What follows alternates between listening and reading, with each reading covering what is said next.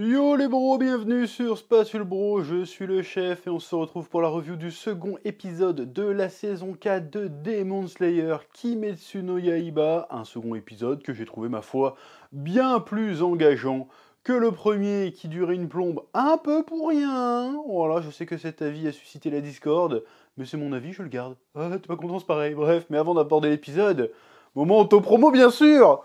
Isekaiara, vous avez raté la campagne de précommande de ce tome 1 magnifique? Eh ben, vous avez de la chance, vous pouvez maintenant vous le procurer grâce à notre boutique Spatule Shop. Le lien est dans la description. Et en plus, en ce moment, pour fêter le lancement, on fait un petit code promo, le code Spatule, qui vous offre une réduction de moins 10%. Voilà. Donc ça s'affiche là, en majuscule, c'est dans la description. C'est un banger certifié. Voilà. Que la passion vous guide, oui. Alors, un second épisode de Demon Slayer, beaucoup plus engageant que le premier. Le premier, c'était vraiment, limite, on repose un peu les bases et il se passe pas énormément de choses. Là, c'est un épisode, pareil, un peu tranquille, mais qui nous fait explorer le passé de différents personnages. Je sens qu'on se dirige là-dessus. On va avoir une petite période où on va explorer vite fait les piliers qu'on n'a pas encore eu le temps de connaître, de comprendre. Et je trouve ça assez intéressant de la manière comment c'est fait. Bon, tu sens qu'il y a peut-être un petit côté, on approche de la fin, donc vas-y, bah, c'est un truc qui était dans le manga aussi. Encore une fois, je me souviens pas des détails du manga, parce que ça a été fini il y a 2-3 ans maintenant, il me semble. Mais tu sens que c'est un rush, tu vois, genre, parce que là, jusqu'à présent, on avait une saison, un pilier ou deux piliers. Là, on va nous en présenter tous ceux qui restent d'un seul coup, j'ai l'impression. Donc on va voir comment ils vont se débrouiller et se dépatouiller avec ça pour rendre ça intéressant. En tout cas, cet épisode-là, il n'y avait pas beaucoup d'action ou d'animation de fou dans cet épisode, c'était vraiment le storytelling, c'était vraiment la narration qui portait le truc. La musique qui carry aussi, la musique est incroyable encore une fois. Donc là, dans cet épisode, on se focus sur le passé de Giyu, je crois que c'est ça, j'espère que je ne me trompe pas. Tomioka Giyu, je crois, le pilier de l'eau, qui en fait on apprend qu'il n'est pas officiellement le pilier de l'eau, il a refusé le poste.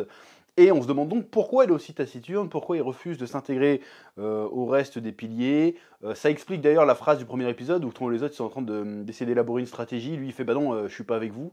On se demandait pourquoi il disait ça. Est-ce que c'est juste un trou de balle? Est-ce que c'est un connard? Est-ce que c'était trop fort pour être avec eux ou un truc comme ça? Et en fait, non, c'est parce qu'il estime qu'il n'est pas un pilier, qu'il ne mérite même pas sa place au sein des pourfendeurs de démons.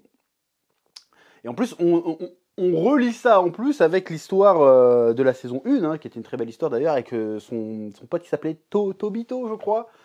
Je crois que c'est ça. Et si j'ai retenu le nom, c'est une première historique. L'espèce de fantôme qui avait guidé Tanjiro lorsqu'il devait s'entraîner à couper la pierre en deux. Donc il y a une espèce de... Tout est lié, en fait, qui est assez intéressant. Donc une histoire très belle. Parce que il y a le côté... Dans ce Demon Slayer, on avait abordé le... Comment dirais-je? Bah, c'est un sujet qu'on a abordé pas mal en fait dans Demon Slayer, c'était un peu la culpabilité du survivant, si tu veux. C'est-à-dire qu'à chaque fois, les mecs qui ont vécu des tragédies, et bah, ils vivent quand même avec le poids d'avoir survécu, plutôt que leurs proches ou plutôt que des gens qu'ils admiraient. Là, on le voit notamment avec Tanjiro, il fait le lien avec Rengoku. Rengoku, il était flamboyant, et c'était un des meilleurs piliers, peut-être même le meilleur pilier qu'il y avait. Il est mort. Pour les sauver, et il dit mais en fait il aurait mieux fallu que lui survive et que moi je meure parce que lui aurait eu une chance de battre Muzan, alors que moi finalement je ne suis pas digne.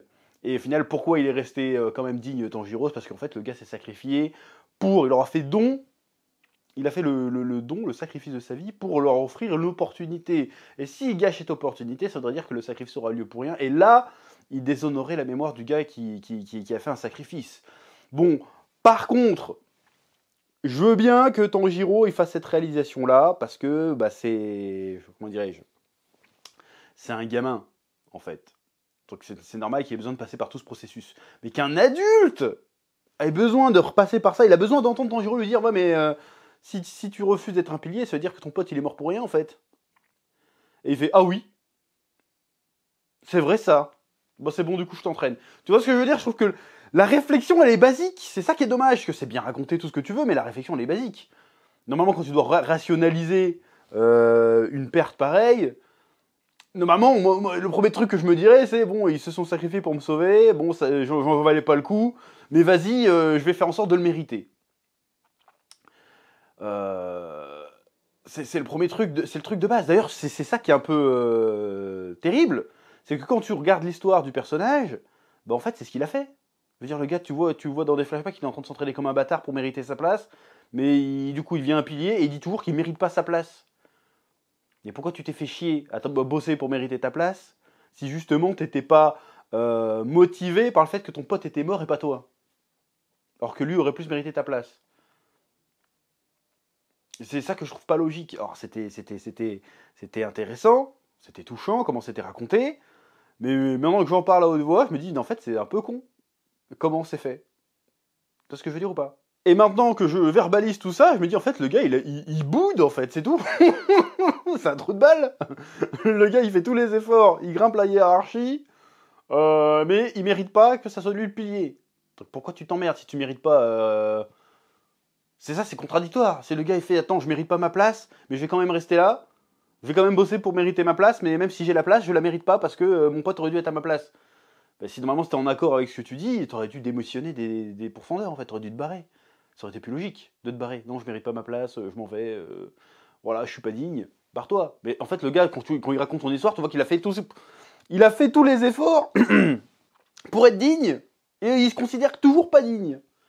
Il a fallu que quand Jiro arrive, il fait ouais, mais si vous êtes pas digne, du coup, votre pote il s'est sacrifié pour rien. Oui, mais normalement, c'est pas une conclusion, ça. Normalement, c'est le point de départ du truc. Parce que tout son parcours est basé sur la conclusion de je mérite pas ma place, donc il faut que je me batte pour mériter ma place, à bah c'est bon, en fait, je mérite ma place parce que mon pote il s'est sacrifié pour moi. Alors que normalement, il a fait un tour pour rien dans sa gueule, en fait. Tu vois ce que je veux dire? Alors évidemment, c'était beau, c'était touchant, il y avait de la chialade et tout ce que tu veux, et de la musique qui fait le taf. Mais quand tu réfléchis à l'histoire, c'est un peu con, je trouve, au final. Oui. Bon, après, c'était intéressant aussi du point de vue de Tanjiro qui s'efforce, enfin, qui s'efforce pas, c'est dans sa nature d'être positif et tout, et d'être attentionné envers les gens. Il aime les gens. Voilà, c'est un héros philanthrope, du coup, je crois que c'est ça. Il aime bien les gens, même si on le rejette, il fait non, mais je sais très bien qu'il y a quelque chose sous ta carapace. Un peu relou dans la vraie vie, les gens comme ça, hein, qui essayent de gratter l'amitié absolument alors qu'il n'a pas envie de leur parler, mais bon, bref. Là, il réussit à fondre la coquille et il se rend compte qu'en fait, ils ont tous plus ou moins la même histoire. C'est pour ça qu'il arrive à comprendre les gens. Il est empathique parce il a tout de suite fait le parallèle avec sa propre histoire, après comment il se ressent par rapport au sacrifice de Rengoku, et il a réussi à adapter ça pour réussir à toucher son interlocuteur. Voilà, donc le personnage est très sympa, est très positif, est très cool. Il ne porte aucune haine en lui, bon, sauf pour Muzan, évidemment. Mais voilà, ça fait du bien de voir des héros réellement positifs, dans tous les sens du terme. Ça n'existe pas, les gens comme ça. Donc il faut qu'il y en ait en fiction de temps en temps. Ça fait plaisir. Ensuite, dans le reste de l'épisode, vers la fin, on va nous teaser un petit peu le flashback de Shinobu, je crois que c'est ça, qui est donc elle le pilier de je sais plus quoi d'ailleurs, qui est aussi celle qui étudie les transformations en démons, qui s'occupe un peu de Nezuko, et donc du coup qui va bosser a priori en collab avec la meuf démoniaque là qui a trahi Muzan. J'ai oublié son nom, Dame quelque chose. Et donc elle a l'air d'être énervée, on sait pas trop pourquoi. Et du coup, il y a sa disciple qui arrive et elle décide bon, alors maintenant, je vais te raconter comment ma sœur est morte et comment j'ai tué le démon qui a tué ma sœur. Donc voilà, donc ça prouve qu'on est, enfin en tout cas ça montre qu'on est très probablement dans une phase où on va nous présenter tous les piliers qui restent. Et il me semble qu'il y en a au moins 4 qui n'ont pas été plus présentés que ça. Donc là, on s'est attaqué au Gyu qu'on avait déjà vu un petit peu avant. Il reste le moine bouddhiste là qui chiale tout le temps. Il reste le mec serpent, on sait pas d'où il sort celui-là, enfin on sait pas c'est quoi son histoire à celui-là, et il doit rester aussi, je crois que c'est tout. Est-ce que j'en oublie? Je crois qu'il reste ces trois-là, et la Shinobu du coup pour le coup, qu'on ne connaît pas plus que ça. Voilà, on va voir où tout ça va nous mener, hein, on va voir comment cette histoire va être, comment ils vont rendre ça méga intéressant, parce qu'encore une fois, moi on arrive dans la partie du manga où ça, pour moi, hein, à l'époque, j'avais trouvé que ça commençait à patiner un petit peu. Mais on va voir comment ils vont transformer ça, encore une fois. Pour l'instant, production value incroyable. Ouais, je parle pas bien français, anglais non plus. La production est incroyable. Visuellement, même un épisode comme ça, il est très très très stylé. La musique, incroyable encore une fois. Le doublage, au top.